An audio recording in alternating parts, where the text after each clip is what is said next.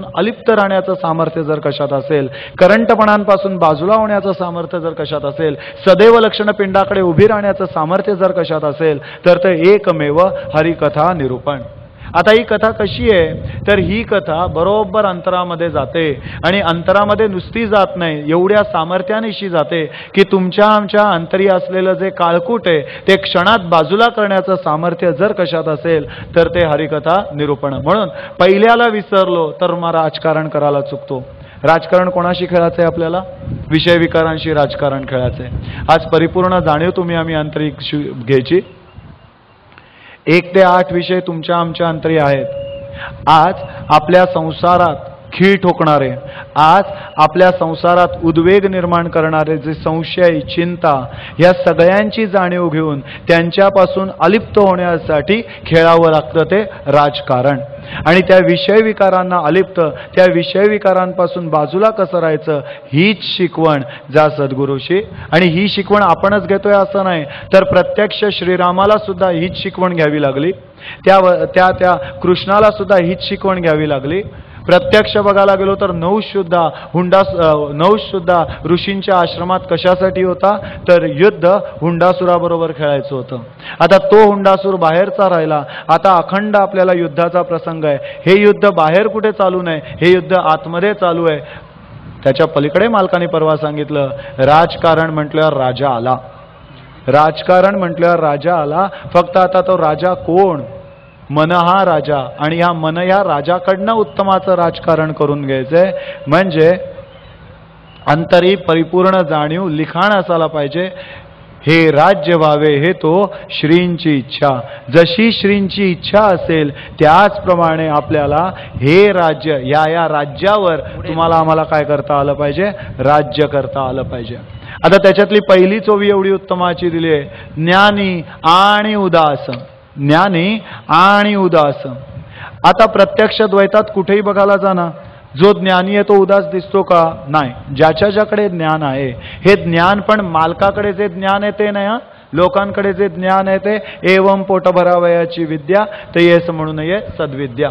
आज विचार करायचं, बेडूक आहे, बेडूक तो तळ्यात आहे, जेवढ्या तळ्यात तो आहे त्याला वाटतं बास हेच माझं राज्य आहे. पण ज्या वेळेला त्या बेडकाला समुद्र दाखवला जातो त्यावेळेला कळतं की मी ज्याच्यात पोहत होतो ते पाणी म्हणजे शुल्लक आहे. मग त्याचप्रमाणे मोठमोठे ज्ञानी, मोठमोठे विद्वान ज्यावेळेला बैठकीला बसतात तेव्हा त्यांना कळून चुकतं की आपल्याला फक्त एखाद्या वेदाचं ज्ञान आहे, आपल्याला फक्त दोन तीन वेदांचं ज्ञान आहे. पण सर्वज्ञ जो आहे ना त्याचे चरण तुम्हाला आम्हाला धरायलाच पाहिजे. आज विसोबा खेचर बघायला जा, आज चांगदेव बघायला जा, किंवा द्वैतातले आत्ता सुद्धा कित्येक ज्ञानी पंडित बघायला जा. बघायला गेलो तर कोणीही उदास नाही. प्रत्येकाकडे मी पण आहे, अहंकार आहे, ताठ आहे, मी ज्ञानी आहे ह्याचाच सगळ्यात मोठा अभिमान प्रत्येकाच्या अंतरी आहे. पण मालक जर बघायला गेलो ना तर उदास आहे, अक्षरशः उदास. म्हणजे काय? आज बघायला गेलो तर वाडीत आपण जसे बसतो तसा मालक सुद्धा श्रवणालाच बसतो ना. आज काय आपली पात्रता आहे? आपली काही पात्रता नसताना सुद्धा आपल्याबरोबर तो कुठे बसतो? श्रवणाला बसतो. तेव्हा मालक असं कधी बोलत नाही की यांची काय पात्रता आहे का, यांच्याबरोबर मी बसायचं श्रवणाला, माझ्यासाठी वेगळी खोली पाहिजे. अजिबात नाही. कारण तो कसा आहे? उदास आहे. आज तुमच्या आमच्याबरोबर स्वतः मालक सुद्धा काय करणार आहे? श्रवण. निरूपण करत नाही मालक कधी. मालकाला कायम आवडते, काय आवडतं? श्रवण. म्हणून याच्यातच कुठेतरी दिलेलं आहे मालकाने की मालक कार्य करून घेतो. श्रीरामाकडनं कार्य करून घेतलं, वसिष्ठ अलिप्त राहिलेत. त्या श्रीकृष्णाकडनं कार्य करून घेतलं, सांदीपनी अलिप्त राहिलेत. नहुषाकडनं कार्य करून घेतलं, अत्री ऋषी अलिप्त राहिलेत. आत्ता सुद्धा तेच कार्य आहे. कुठल्या तरी एखाद्या देहाला इकडे बसवलं जातं आणि मालक मात्र काय राहतो? अलिप्त राहतो.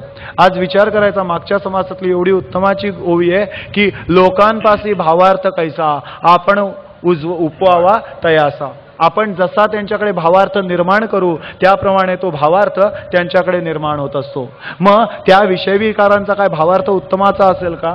मग त्या विषयविकारांचा भावार्थ उत्तमाचा नाहीये, पण तरी सुद्धा त्यांच्याकडे भावार्थ उत्तमाचा उभा करण्याचं सामर्थ्य एकमेव ही शिकवण. मग मालकाने परिपूर्ण जाणीव तुमच्या आमच्या अंतरी करून दिली.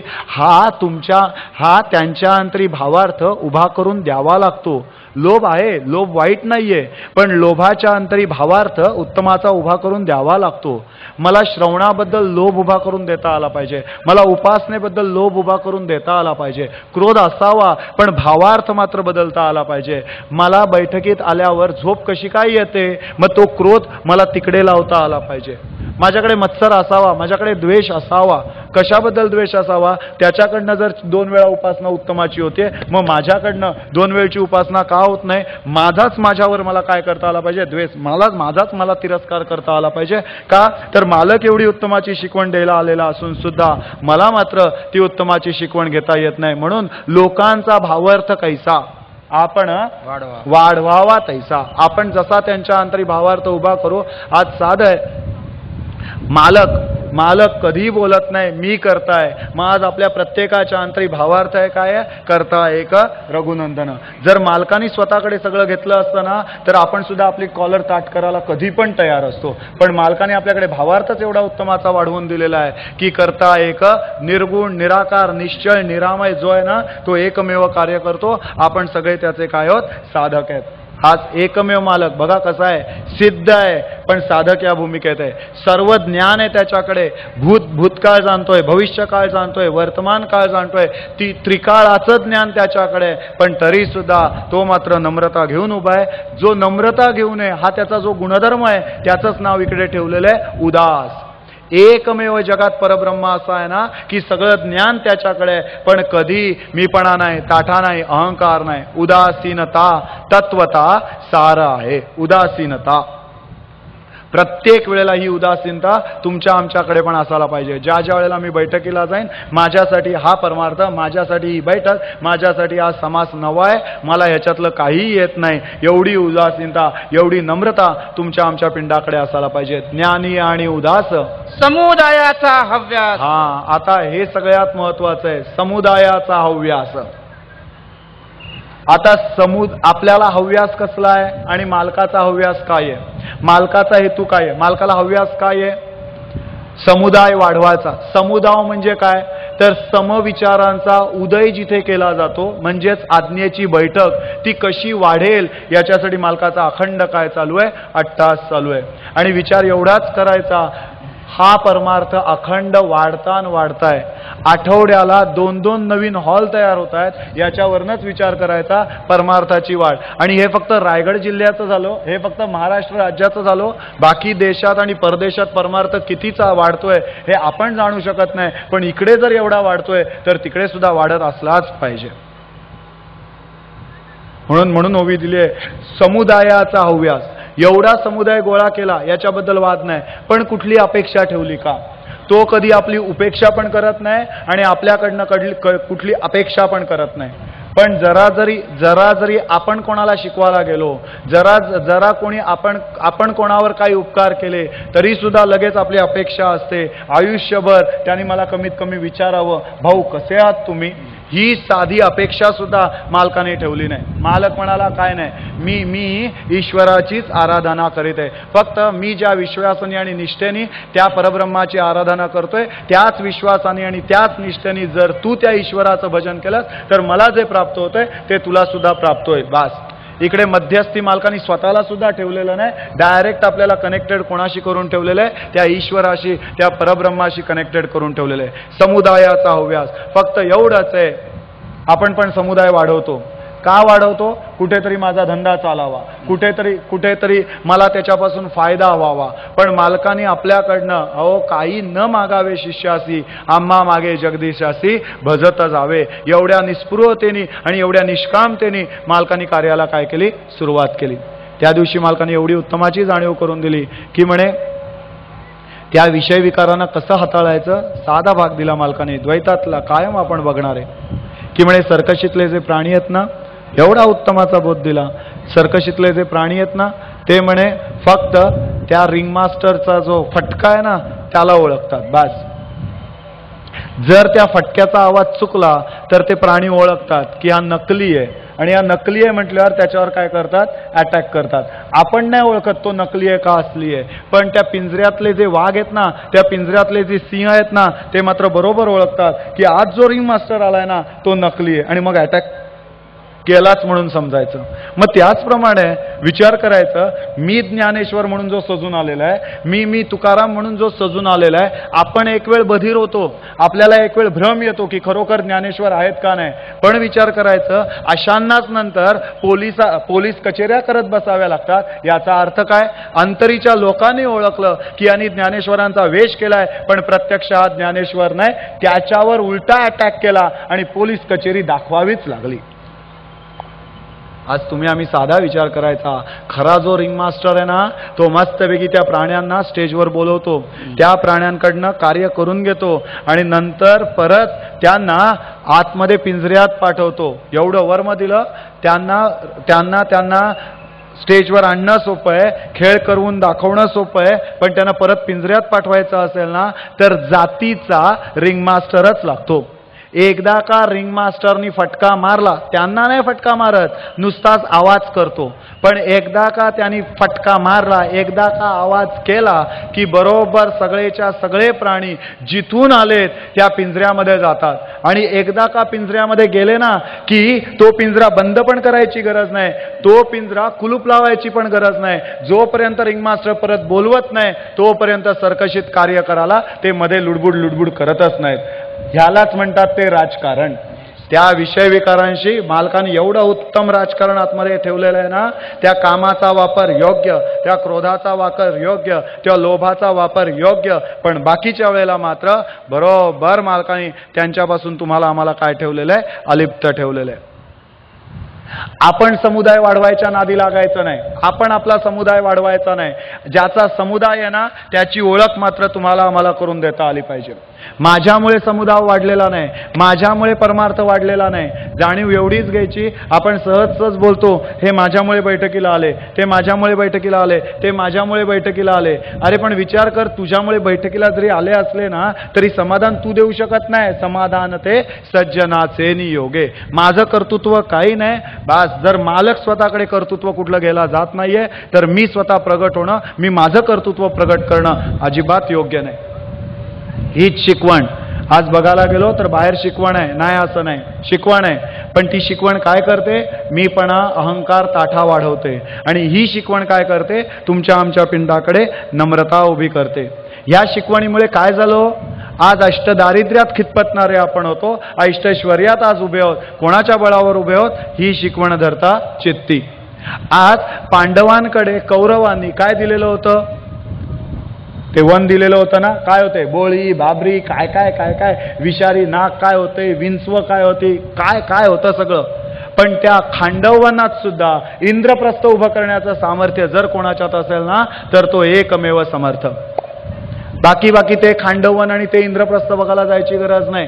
अहो विचार करायचा झाला तर जिथे वन रूम किचनच्या भाड्याच्या खोलीत आपण राहत होतो तिथे आज बंगल्यात राहण्याची शिल्लक मालकाने उभी केलेली आहे. आत्ता परवा ते खांडवन आणि तिथे इंद्रप्रस्थ बघायला जायची गरज नाही आपल्याला. बघायला गेलो तर आपण अलिबागला आत्ता सत्कार सोहळ्याला गेलेलो, तिकडे ते पण बोलले 6 महिने आम्ही काम केलं असताना तरी सुद्धा ही एवढी तयारी आम्हाला दिसली नसती. 6 महिन्यात त्यांच्याच्यानी जे काम होणार नाही ना ते मालकाच्या कृपेने 6 महिन्यात झालं. खांडवन होतं, मालकाच्या कृपेने 6व्या दिवशी इंद्रप्रस्थ मालकाने काय करून ठेवलेलं आहे, उभं केलेलं आहे. मागे काय झालं ते बघायला आता जायची आपल्याला गरजच नाही. मागे जे झालं ते कार्य बरोबर मालक तुमच्या आमच्याकडनं आत्ता सुद्धा करून घेत होतं. त्यावेळेला एक शिवाजी घडला. आज प्रत्येक घराघरात शिवाजी जन्माला घालण्याचं सामर्थ्य जर कोणाच्यात असेल ना तर त्या या शिकवणीत आहे. फक्त एवढंच आहे, प्रत्येकाची जिजाऊ होण्याची मात्र तयारी ठेवायला पाहिजे. जिथे जिथे जिजाऊ जन्माला आली, जिनी जिजाऊ पण स्वीकारलं, त्याच्याकडे मालकाने शिवाजी हा जन्माला घातलेलाच आहे. म्हणून समुदायाचा हव्यास वाढवावा, समुदाय वाढवण्याचा हव्यास, पण समुदायाकडनं काहीतरी मिळेल असा हव्यास मात्र मालकाने कधीही ठेवला नाही. आपण काय घेऊन आलो, येताना आपण काहीच घेऊन आलो नाही, पण जाताना मात्र कधी विसरायची नाही, माहेर वाशिण कधी विसरायची नाही. माहेर वाशिण ज्या वेळेला माहेरी येते त्यावेळेला येताना काही घेऊन येत नाही. पण जाताना जर बघायला गेलो ना तर ती माहेरवाशीण बॅगाच्या बॅगा घेऊन जाते. सहज आई तिला विचारते, अगं जरा बिस्किटचे पुडे घेऊन जाते का? हो टाकलं, बॅगेत टाकलं. अगं तो केक पण उरलाय, घेतेस का? टाकलं. अगं ती साडी मला होत नाही, तू घेऊन जाते का? हो चालेल, टाकलं. म्हणजे येताना काय घेऊन येत नाही, पण जाताना तिला पण उचलणार नाही एवढं सामान ती घेऊन जाते. मग त्याचप्रमाणे तुमची आमची अवस्था आहे. इकडे येताना तुम्ही आम्ही रिकामे आलेलो आहोत याच्याबद्दल वाद नाही, रिकामे चालू आहे प्रत्येक जण, पण जाताना मात्र रिकामे जायचं नाही. तर मालकाने जे जे ज्ञान दिलंय, मालकाची जी शिकवण आहे, मालकाचे जे काही उत्तमाचे विचार आहेत ना, ते उत्तमाचे विचार आपण आपल्या ह्या पिशवीमध्ये भरून घेऊन जाता आले पाहिजेत. फक्त एवढंच आहे, ते वजन उचलणार नाही, त्याच्यासाठी कान मात्र मजबूत असायला पाहिजेत. जसे त्या पिशवीचे कान मजबूत लागतात तसे आपले सुद्धा मजबूत काय असायला पाहिजेत? कान मजबूत असायला पाहिजेत. कान मजबूत असतील तर मालक जेवढं देईल तेवढं उत्तम प्रकारे तुम्हाला आम्हाला अंतरी स्वीकारता येतं. म्हणून ज्ञानी आणि उदास समुदायाचा हव्यास तेने अखंड सावकाश एकांत सेवावा. तेने अखंड, हा अखंड शब्द एवढा महत्वाचा आहे ना. खंडित भूमिका झाली तर काय होतं? जरा द्रौपदी कुठे भाजी मार्केटमध्ये भेटली ना तर तिला विचारा की बाय ग खंडित भूमिका म्हणजे काय? सीतेला विचारा खंडित भूमिका म्हणजे काय? अहिल्याला विचारा खंडित भूमिका म्हणजे काय? ती एकच बोलते, आमचं सगळ्यांचं आयुष्य उद्ध्वस्त झालं, एक स्मरण खंडित झालं म्हणून. बर आपण एसी लावतो की नाही? 5 मिनिटांनी एसी ऑन होतो, 10 मिनिटांनी एसी बंद होतो. टीव्ही पण टायमर लावतो आपण, 5 मिनिटांनी टीव्ही ऑन झाला, 10 मिनिटांनी टीव्ही ऑफ झाला. टायमर हा तिकडे चालतो, पण इकडे विस्मरणासाठी टायमर नाही. एकदा का विस्मरण पिंडाकडे आलं की परत स्मरण कधी उभं राहील याची गॅरंटी नाही. म्हणून विस्मरण कधी पिंडाकडे येताच कामा नये. सगळ्यात मोठं करंट लक्षण जर कुठलं असेल ना तर ते हे एकमेव विस्मरण. विस्मरण म्हणजे गॅप ना. आज तुम्ही आम्ही साधा विचार करायचा आहे, साधा त्याला स्पॉन्डिलिसिस म्हणतात ना. स्पॉन्डिलिसिस म्हणजे मानेत गॅप पडते, मानेत मणका असतो ना मणक्यात, त्या मणक्यात गॅप पडते. आणि एकदा का त्या मणक्यात गॅप पडली ना की माणूस गुरासारखा लोळाला लागतो, एवढ्या वेदना त्याला होतात. मग मणक्यात जर गॅप पडली तर एवढा लोळतोय, स्मरणातच जर गॅप पडली तर त्याची अवस्था तरी काय होईल? मग ती गॅप पडणार नाही, ते विस्मरण पिंडाकडे उभं राहणार नाही. याच्यासाठी अतिदक्षता तुमच्या आमच्या पिंडाकडे असायला पाहिजे. म्हणजे सुरक्षा सप्ताह 7 दिवसासाठी असतो तो नाही, कायम स्वरूपी आपण कसे असायला पाहिजे? सुरक्षित. कारण अखंड सुरक्षित ठेवणारा कोण भेटलेला आहे तुम्हाला आम्हाला? मालक भेटलेला आहे. काय सुरक्षितता ठेवली बघा. डोळे या काय म्हणतात त्याला, वाट्या आहेत ना, या वाट्यांमध्ये डोळे कसे आहेत? सुरक्षित. हा मेंदू आपला कवटीमध्ये कसा आहे? सुरक्षित. हे फुफ्फुस आपल्या हृदयाच्या छातीमध्ये कसं आहे? एकदम सुरक्षित. मग एवढी सुरक्षितता कोणी ठेवली हो? एकमेव मालकाने. हे एवढंच ठेवलंय असं नाही तर तुमचा आमचा पूर्ण देह त्या कलिकाळापासून सुरक्षित राहावा याच्यासाठी उपासनेचा मोठा आश्रय. जी उपासना तुम्हाला आम्हाला लावून दिली ती नित्य नियमाने करता आली पाहिजे. म्हणून समुदायाचा हव्यास तेने अखंड सावकाश. सावकाश म्हणजे हळूहळू नाही हो.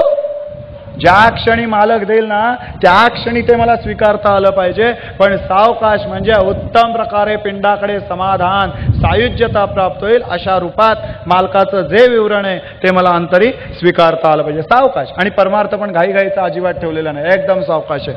अख्खा एक समास आठवड्यासाठी ठेवलेला आहे, अख्खा एक श्रीमनाचा श्लोक आठवड्यासाठी ठेवलेला आहे.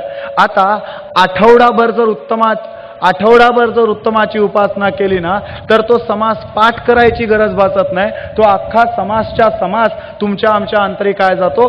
बांधला जातो. बस सावकाश आहे. सद्गुरु चैत्रातली फक्त किती पानं सांगितले? 2 पानं. 2 पानं म्हणजे फक्त 25 का 26 ओवी ज्या असतील ना त्या. पण त्या 25-26 ओवी सद्गुरु चैत्रातल्या अशा वाचायच्या की त्या सद्गुरु चैत्रातला जो कॅरेक्टर आपण वाचतोय, अनुसया वाचत असू आपण, त्रिविक्रम भारती वाचत असू आपण, किंवा पर्वतेश्वर वाचत असू आपण, किंवा रजक वाचत असू आपण, जो काय अध्याय आपण वाचत असतो तो त्याचा माझ्याशी काय संबंध आहे हे तिथल्या तिथे मला ठरवता आलं पाहिजे. एवढ्या उत्तमतेने मला त्या सद्गुरु गुरुचरित्राशी काय होता आलं पाहिजे, एकरूप होता आलं पाहिजे. बरं, इकडे कुठल्याही प्रकारची तफावत नाही, इथे कुठल्याही प्रकारचा भेदभाव नाही. बाहेर बघायला गेलो तर भेदभाव आहे. अमुक ठिकाणी जायला महिलांना बंदी, तमुक ठिकाणी जायला पुरुषांना बंदी. ह्या शिकवणीत असं आहे ना, जो जसा येईल तो, लहान वृद्ध तरुण आणखीन कोण कसा येईल तसा त्याला.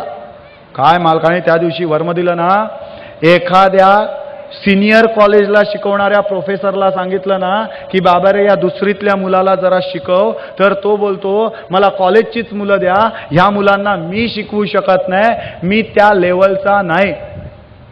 पण मालकाचं कर्तृत्व एवढं आहे ना की 80 वर्षाचा आजोबा असला तरी सुद्धा त्याला शिकवतोय, आणि 3 वर्षाचा बालभक्तीतला मुलगा असला तरी सुद्धा त्याला शिकवतोय. म्हणजे एवढ्या खाली येऊन मालक शिकवतो. तुमच्या आमच्याकडे प्रचिती उभी राहावी, तुमच्या आमच्याकडे निष्ठा वाढावी, याच्यासाठी तो स्वतःला सुद्धा आपल्यासारखाच लेखतो. परवा बोलला की नाही मालक, म्हणे आम्ही सुद्धा कुठे कुठे फिरून आलो, गाणगापूरला गेलो, म्हणे आम्ही पण तसे अज्ञानीच होतो. हे समर्थांचं ऐकायला लागल्यापासून आमच्याकडे ज्ञान प्राप्त झालं. आज एवढ्या सगळ्यांना जो ज्ञानी बनवतोय, एवढ्या सगळ्यांना उत्तमाची शिकवण जो देतोय, तो अज्ञानी कधीतरी असेल का? पण नाही. आपल्याकडे विश्वास वाढावा, आपल्याकडे निष्ठा वाढावी म्हणून बरोबर आपल्यासारखा काऊचा, चिवचा, माऊचा आपणासारखे करीती तात्काळ. म्हणजे काय, आपण त्याच्यासारखे नाही ना होता येत, म्हणून तो आपल्यासारखा झाला आणि उत्तम प्रकारे शिकवण आपल्या अंतरी उभी करून ठेवली. म्हणून काय म्हटलंय बघा, ज्ञानी आणि उदास समुदायाचा हव्यास, तेने अखंड सावकाश एकांत सेवा. आता हा जो एकांत शब्द आहे ना, तो खूप महत्वाचा आहे. माझ्या संसारात मी कर्जबाजारी झालो ना की लगेच मी एकांतात जातो, घरच्यांना पण सांगत नाही, काय नाही. म्हणजे जी उपाधी मी वाढवून ठेवली ती उपाधी मला सावरता आली नाही.